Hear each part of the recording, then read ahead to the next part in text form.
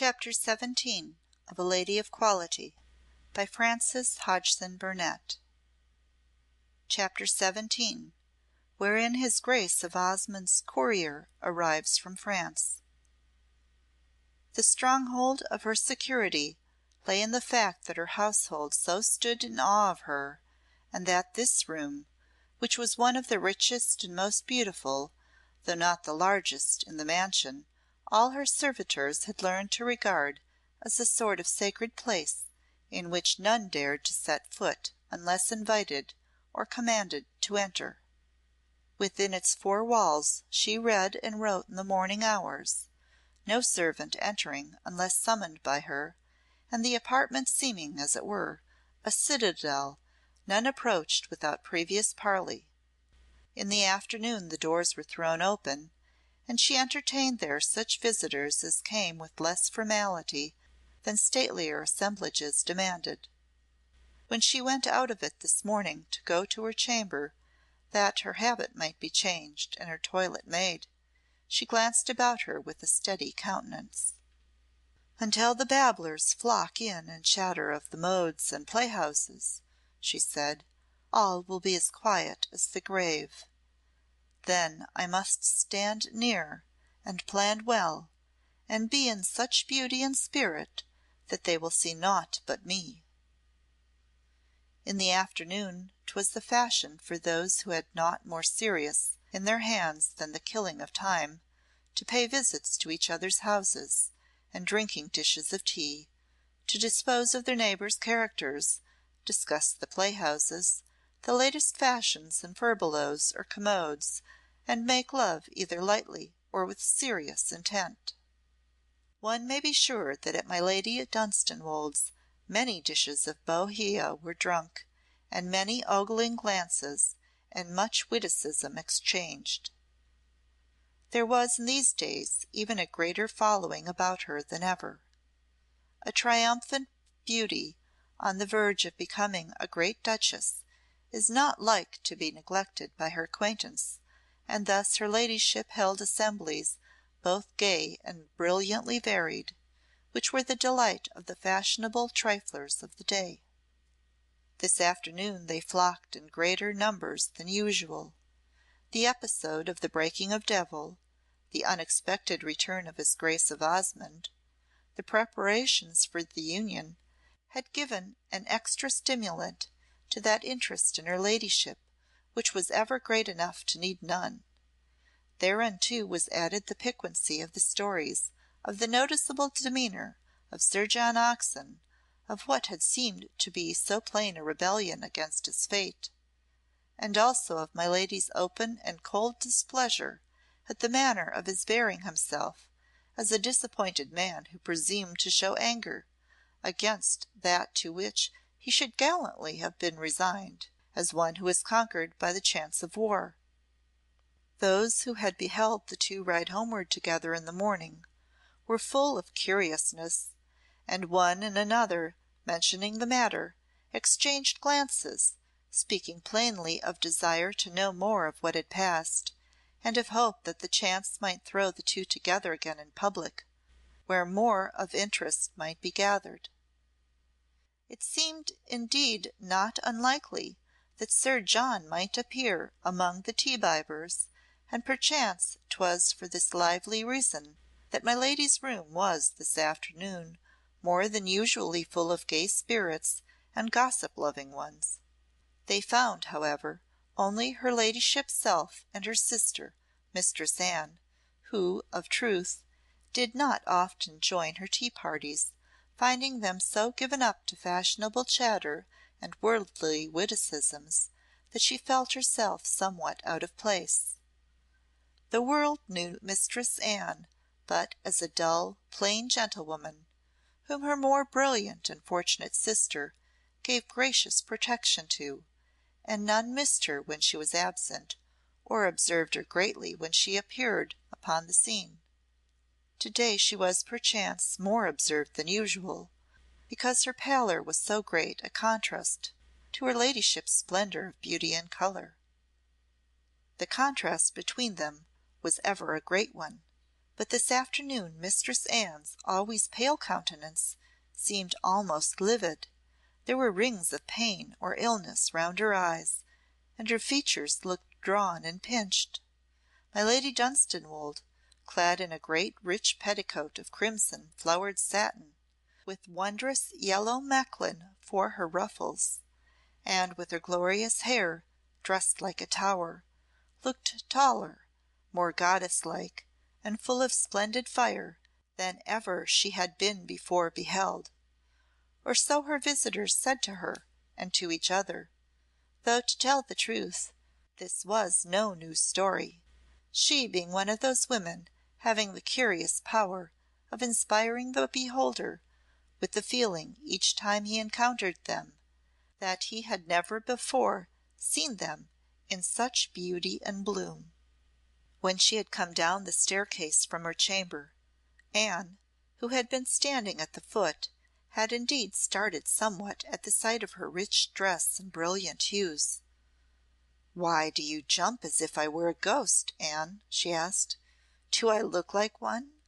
My looking glass did not tell me so." "No," said Anne, "you are so crimson and splendid, and Her ladyship came swiftly down the stairs to her. "You are not crimson and splendid," she said. "'Tis you who are a ghost. What is it?" Anne let her soft, dull eyes rest upon her for a moment helplessly, and when she replied her voice sounded weak. "I think I am ill, sister," she said. "I seem to tremble and feel faint." "Go then to bed and see the physician. You must be cared for," said her ladyship. "In sooth, you look ill indeed."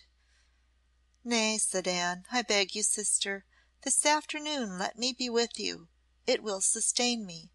You are so strong. Let me " She put out her hand as if to touch her, but it dropped at her side as though its strength was gone. "But there will be many babbling people," said her sister, with a curious look. "You do not like company, and these days my rooms are full. 'Twill irk and tire you." "I care not for the people. I would be with you," Anne said in strange imploring. "I have a sick fancy that I am afraid to sit alone in my chamber. 'Tis but weakness.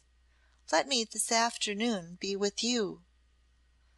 "Go then and change your robe," said Clorinda, "and put some red upon your cheeks. You may come if you will. You are a strange creature, Anne." And thus saying, she passed into her apartment. As there are blows and pain which end in insensibility or delirium, so there are catastrophes and perils which are so great as to produce something near akin to these.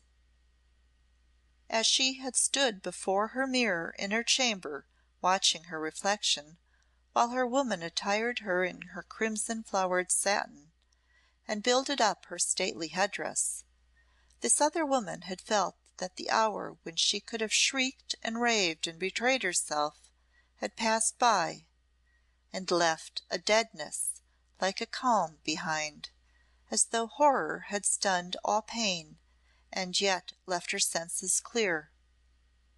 She forgot not the thing which lay staring upward blankly at the under part of the couch which hid it.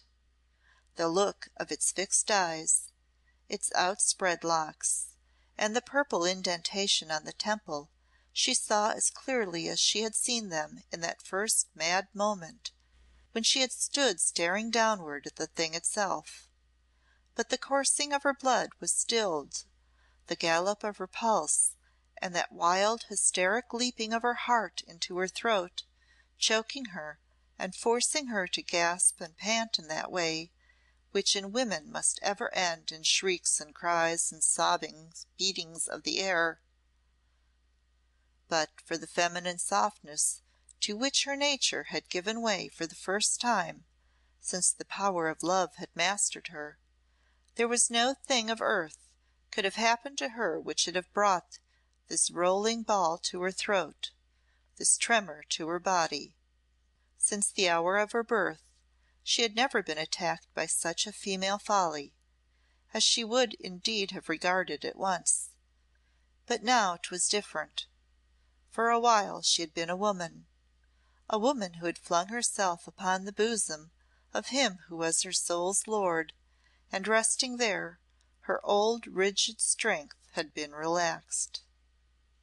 But 'twas not this woman who had known tender yielding, who returned to take her place in the panelled parlour, knowing of the companion who waited near her unseen, for it was as her companion she thought of him, as she had thought of him when he followed her in the Mall, forced himself into her box at the play, or stood by her shoulder at assemblies. He had placed himself by her side again, and would stay there until she could rid herself of him. "After to night he will be gone, if I act well my part," she said, "and then may I live a freed woman." 'Twas always upon the divan she took her place when she received her visitors, who were accustomed to finding her enthroned there. This afternoon when she came into the room she paused for a space, and stood beside it, the parlour being yet empty. She felt her face grow a little cold, as if it paled, and her underlip drew itself tight across her teeth. "In a graveyard," she said, "I have sat upon the stone ledge of a tomb, and beneath there was worse than this, could I have but seen it. This is no more." When the Sir Humphreys and Lord Charleses, Lady Bettys and Mistress Loveleys were announced in flocks, fluttering and chattering, she rose from her old place to meet them, and was brilliant graciousness itself.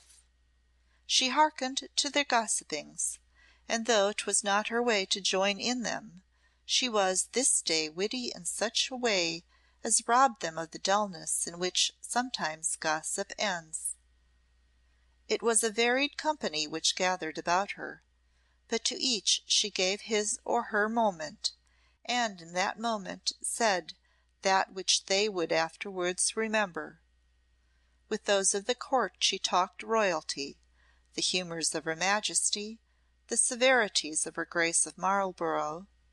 With statesmen she spoke with such intellect and discretion that they went away pondering on the good fortune which had befallen one man when it seemed that it was of such proportions as might have satisfied a dozen, for it seemed not fair to them that his Grace of Osmonde, having already rank, wealth, and fame, should have added to them a gift of such magnificence as this beauteous woman would bring.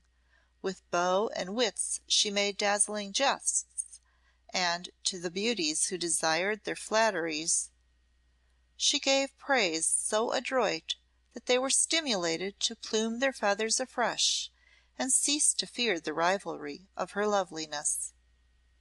And yet while she so bore herself, never once did she cease to feel the presence of that which, lying near, seemed to her racked soul as one who lay and listened with staring eyes which mocked. For there was a thought which would not leave her, which was that it could hear, that it could see through the glazing on its blue orbs, and that knowing itself bound by the moveless irons of death and dumbness, it impotently raged and cursed that it could not burst upon them and shriek out its vengeance, rolling forth among her worshippers at their feet and hers. "But he cannot," she said within her clenched teeth again and again, "that he cannot." Once as she said this to herself, she caught Anne's eyes fixed helplessly upon her, it seeming to be as the poor woman had said, that her weakness caused her to desire to abide near her sister's strength and draw support from it. For she had remained at my lady's side closely since she had descended to the room, and now seemed to implore some protection for which she was too timid to openly make request. "You are too weak to stay, Anne," her ladyship said. "'Twould be better that you should retire." "I am weak. the poor thing answered in low tones, "but not too weak to stay. I am always weak. Would that I were of your strength and courage. Let me sit down, sister. Here." She touched the divan's cushions with a shaking hand, gazing upward wearily, perchance remembering that this place seemed ever a sort of throne none other than the hostess queen herself presumed to encroach upon. "You are too meek, poor sister," quoth Clorinda.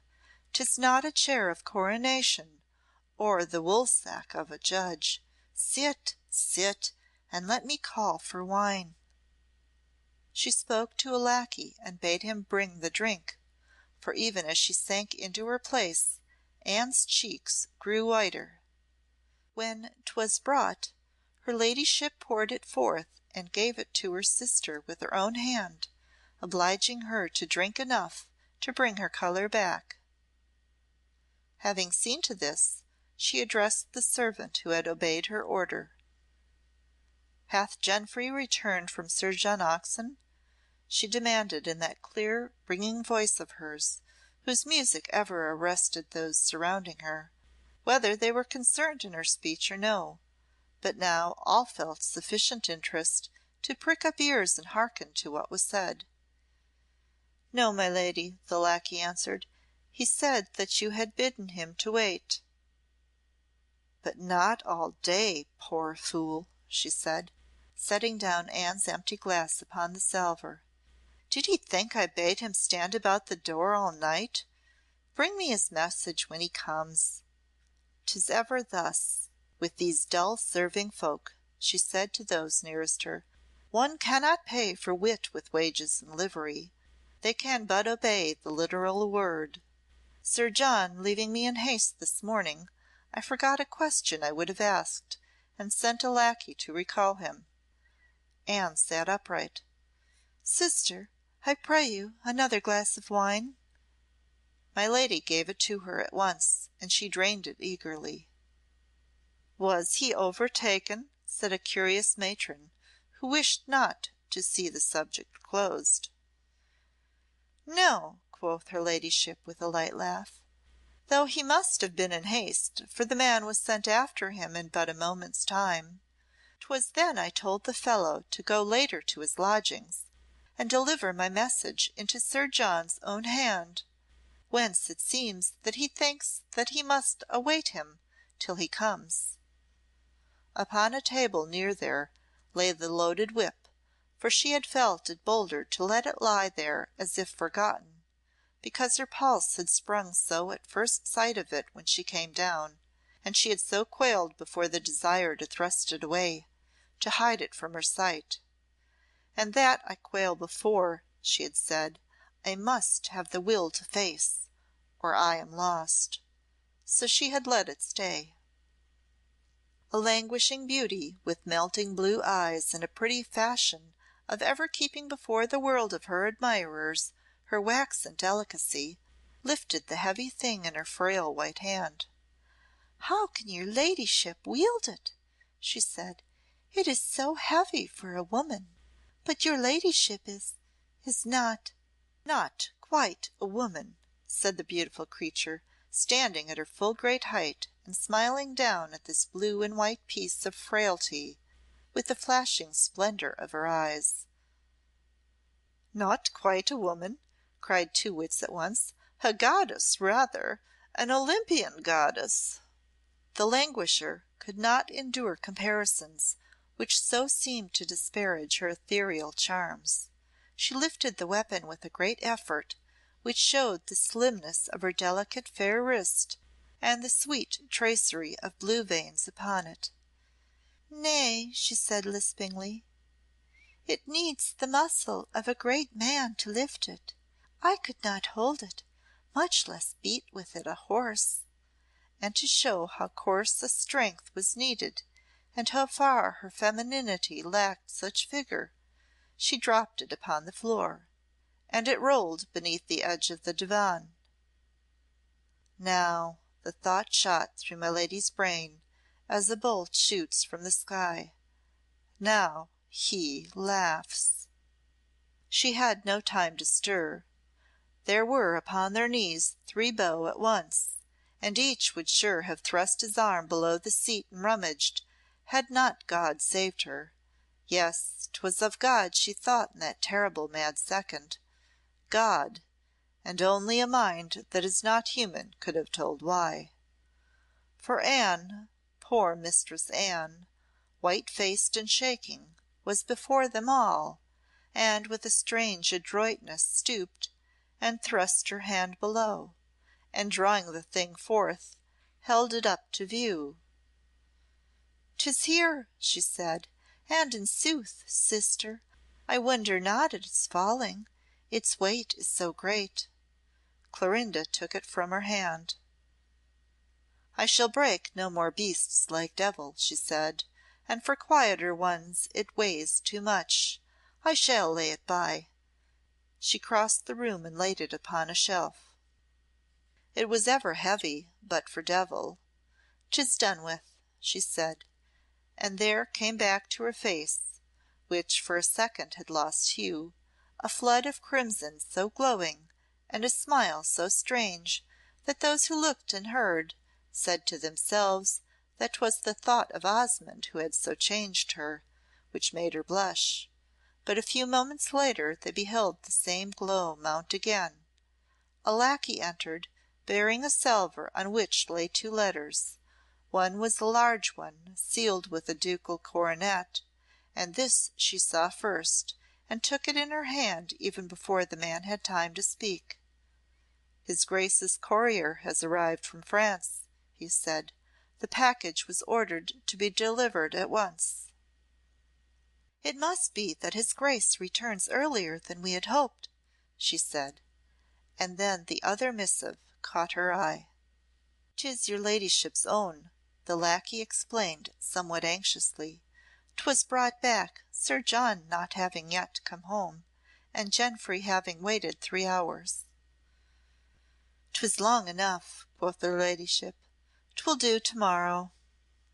She did not lay Osmonde's letter aside, but kept it in her hand, and seeing that she waited for their retirement to read it, her guests began to make their farewells.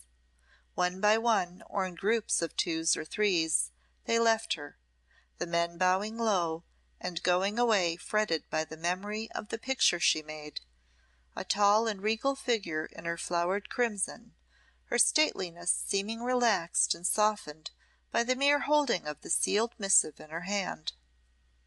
But the women were vaguely envious, not of Osmonde, but of her before whom there lay outspread as far as life's horizon reached a future of such perfect love and joy, for Gerald Mertoun had been marked by feminine eyes since his earliest youth, and had seemed to embody all that woman's dreams or woman's ambitions or her love could desire.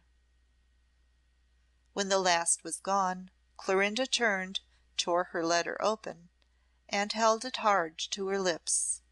Before she read a word she kissed it passionately a score of times, paying no heed that Anne sat gazing at her, and having kissed it so, she fell to reading it, her cheeks warm with the glow of a sweet and splendid passion, her bosom rising and falling in a tempest of tender, fluttering breaths. And 'twas these words her eyes devoured. "If I should head this page I write to you, goddess and queen and empress of my deepest soul, what more should I be saying than my love and my Clorinda, since these express all the soul of man could crave for or his body desire. The body and soul of me so long for thee, sweetheart, and sweetest beautiful woman that the hand of nature ever fashioned for the joy of mortals, that I have need to pray Heaven's help to aid me to endure the passing of the days that lie between me and the hour which will make me the most strangely, rapturously happy man, not in England, not in the world, but in all God's universe. I must pray Heaven again, and indeed do and will, for humbleness, which shall teach me to remember that I am not deity, but mere man, though I shall hold a goddess to my breast and gaze into eyes which are like deep pools of paradise, and yet answer mine with the marvel of such love as none but such a soul could make a woman's, and so fit to mate with man's. In the heavy days when I was wont to gaze at you from afar with burning heart, my unceasing anguish was that even high honour itself could not subdue and conquer the thoughts which leapt within me, even as my pulse leapt, and even as my pulse could not be stilled unless by death. And one that for ever haunted, ay, and taunted, me was the image of how your tall, beauteous body would yield itself to a strong man's arm, and your noble head with its heavy tower of hair resting upon his shoulder. The centres of his very being would be thrilled and shaken by the uplifting of such melting eyes as surely man's ne'er gazed within on earth before, and the ripe and scarlet bow of a mouth so beauteous and so sweet with womanhood. This beset me day and night, and with such torture that I feared betimes my brain might reel, and I become a lost and ruined madman. And now it is no more forbidden me to dwell upon it. Nay, I lie waking at night, wooing the picture to me, and at times I rise from my dreams to kneel by my bedside and thank God that He hath given me at last what surely is mine own. For so it seems to me, my love, that each of us is but a part of the other, and that such forces of nature rush to meet together in us that nature herself would cry out were we rent apart. If there were aught to rise like a ghost between us, if there were aught that could sunder us, noble soul, let us but swear that it shall weld us but the closer together, and that locked in each other's arms its blows shall not even make our united strength to sway. Sweetest lady, your lovely lip will curve in smiles, and you will say, "He is mad with his joy, my Gerald," for never till my heart stops at its last beat, and leaves me still, a dead man, cold upon my bed, can I forget the music of your speech when you spoke those words, "My Gerald, my Gerald." And indeed I crave your pardon, for a man so filled with rapture cannot be quite sane, and sometimes I wonder if I walk through the palace gardens like one who is drunk. So does my brain reel. But soon, my heavenly, noble love, my exile will be over, and this is in truth what my letter is to tell you, that in 4 days your lacqueys will throw open your doors to me, and I shall enter, and being led to you, shall kneel at your feet, and kiss the hem of your robe, and then rise standing to fold her who will so soon be my very wife to my throbbing breast. Back to her face had come all the softness which had been lost, the hard lines were gone, the tender curves had returned, her lashes looked as if they were moist. Anne, sitting rigidly and gazing at her, was afraid to speak, knowing that she was not for the time on earth, but that the sound of a voice would bring her back to it, and that 'twas well she should be away as long as she might. She read the letter not once but thrice, dwelling upon every word, 'twas plain. And when she had reached the last one, turning back the pages and beginning again. When she looked up at last, 'twas with an almost wild little smile, for she had indeed for that one moment forgotten. "Locked in each other's arms," she said, "locked in each other's arms. My Gerald, my Gerald, what surely is my own, my own." Anne rose and came to her, laying her hand on her arm. She spoke in a voice low, hushed, and strained. "Come away, sister," she said. "For a little while come away." CHAPTER XVIII